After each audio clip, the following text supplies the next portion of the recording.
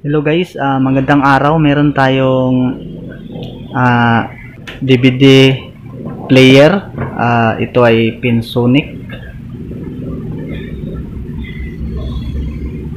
So bale, mayroong problema.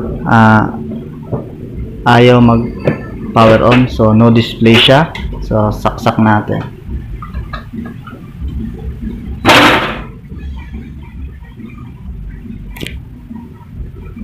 So i-on ko. Yan. Yan guys, wala siyang power. Yan, no power. So bale, tansya ko dito is absent yung kanyang 5 volt. Kasi ito meron tong ano guys, 12 012 tsaka 5 volt supply. Meron ding iba, meron 3.3. So try natin tong buksan para malaman natin ang kanyang problema. So yung mga bago pa po sa aking channel, please po subscribe. And then click na rin po yung notification bell para updated po kayo sa mga bago kong video na i-upload. So let's go guys.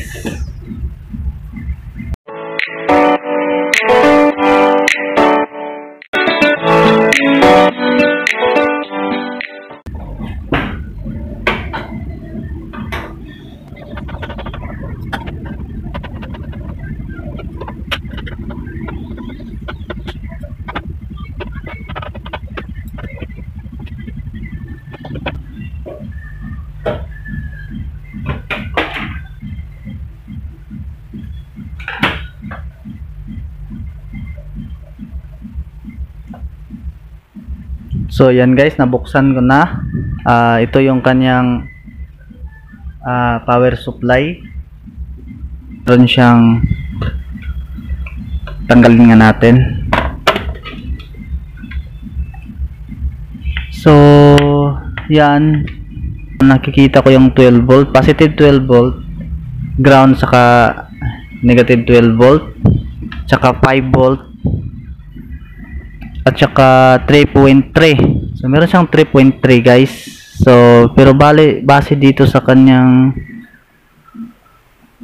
connection is walang,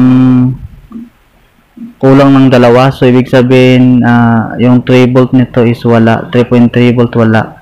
So bali guys, gumamit lang siya ng 12 012 at saka 5 volt.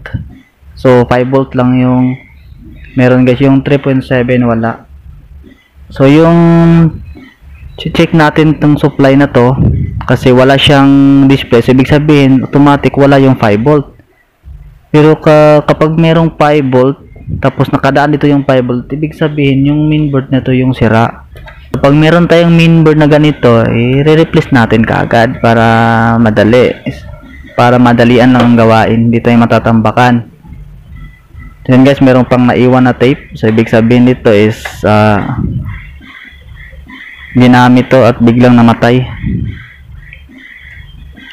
So yung 12 volt pala guys, 12 volt 012 is supply yan ng ating preamp dito sa audio IC. Dito sa ating player 12 volt, meron siyang motor kaya meron siyang 0.12 dito. So wala yung 12 012, walang kinalaman sa display. So pag wala yung 5 volt tapos meron yung 12 012, wala pa rin display kasi yung 12 volt 5 volt yun yung nagbibigay ng display natin. Ito yan yung supply ng IC, yung lead indicator natin, siya yung power switch ng ating mainboard. So yun yung ating susuriin ngayon, kung meron lang ba talagang 12 volt. So try natin tanggalin ito para ma-check natin.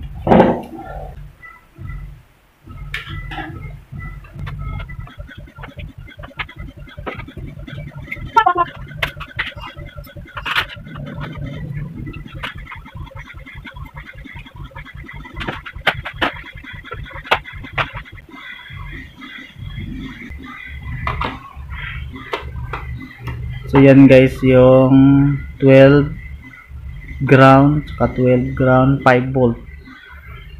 So bale, check natin itong 5 volt. So bale, ito yung ating 12 volt, 012 ground yung gitna, saka ground naman at saka 5 volt. So itong dalawang paano to is yung 5 volt niya, dumaan dito. Tapos dumaan dito sa may inductor coil. So itong 12 natin, try natin i-check. So yan guys, meron siyang negative 12 tapos positive 12. So ibig sabihin good yung 12 natin. So ngayon dito tayo sa 5 volt. So ito yung ground ng 5 volt. Yan, wala siyang 5 volt. So ibig sabihin absent yung kanyang 5 volt.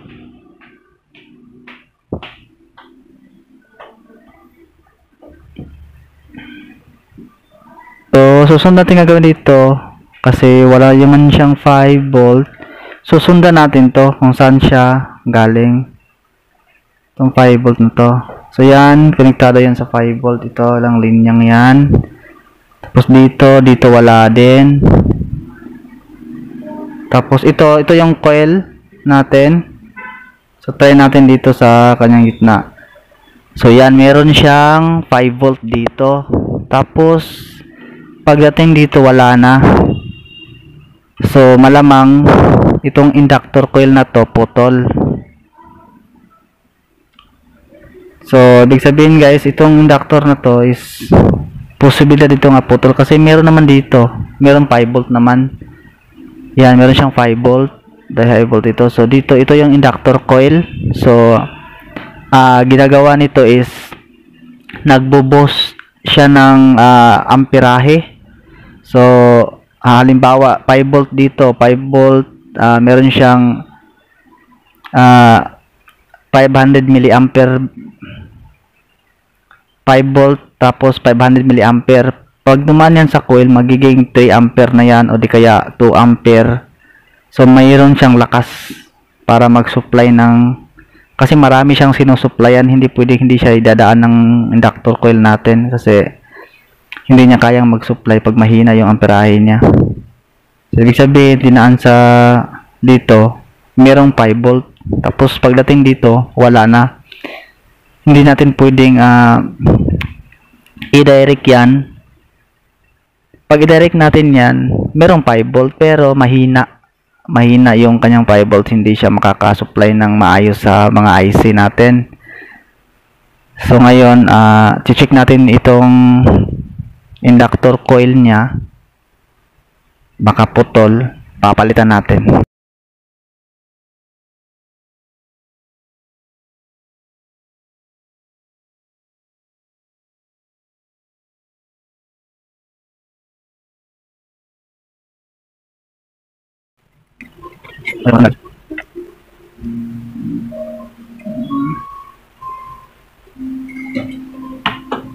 So yan guys, natanggal natin. So ngayon, ito yung check natin.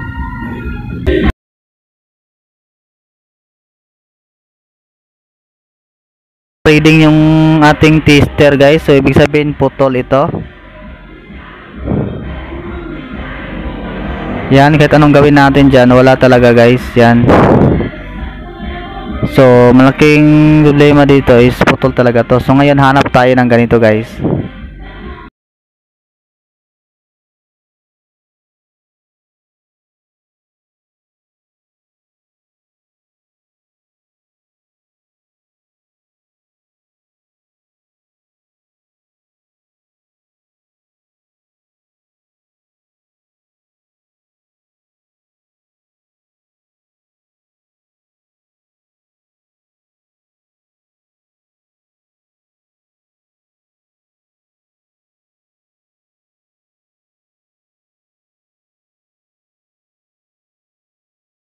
So yan guys, meron akong nahanap. Tinanggal ko ito sa power supply din. So ngayon check natin. So yan guys, tingnan nyo, meron siyang reading. Yan. So ibig sabihin yan, good ito. Tapos yung pinunot natin is si Ryan. So ito yung ating coil guys, kasi inductor coil naman to, coil lang to, kaya medyo malakas yung reading niya.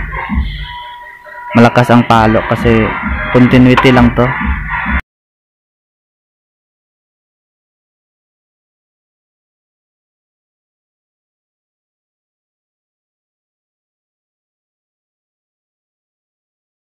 Yan guys, yun papalit natin.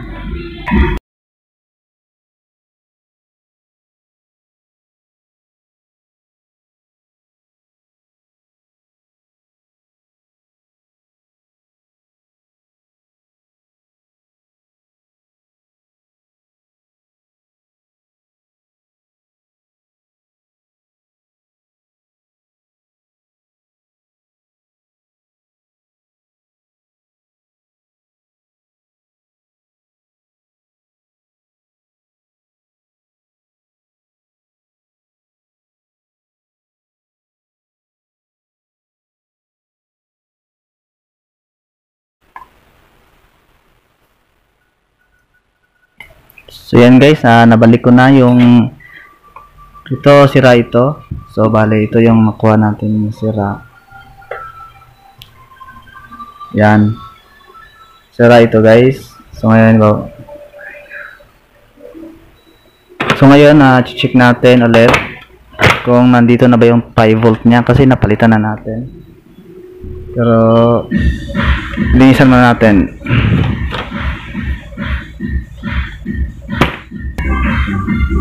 So ngayon guys, i-check natin yung kanyang voltahe kung okay na ba, napalitan na natin ng coil. So ngayon isasaksak na natin.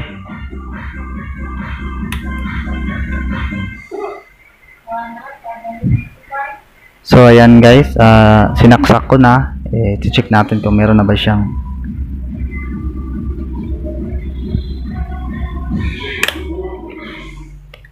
kalimutan kong mag-rinse tayo guys. Muntikan na to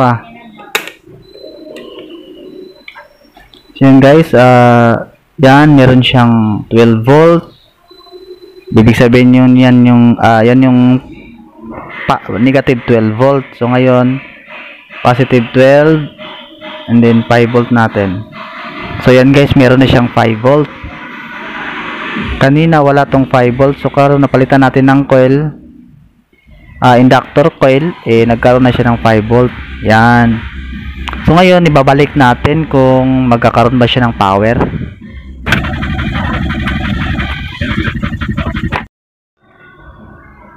So yan guys, saksak natin para for testing na tayo. So yan. On natin, nabalik na natin yung connection niya. So kanina ayaw mag-open kasi absent yung 5 volt. So ngayon nagkaroon na ng 5 volt, try natin kung ayaw mag-open. Pero pag nag-open to ibig sabihin okay na to. Pero pag hindi nag-open, meron naman siyang 5 volt. Ibig sabihin sila yung mainboard niya. So hindi ko na to kaya. Kasi wala akong pamalit dito. IC na ito. So ngayon check natin guys. Sana nga yun lang yung problema. Ayun, nag-on siya guys.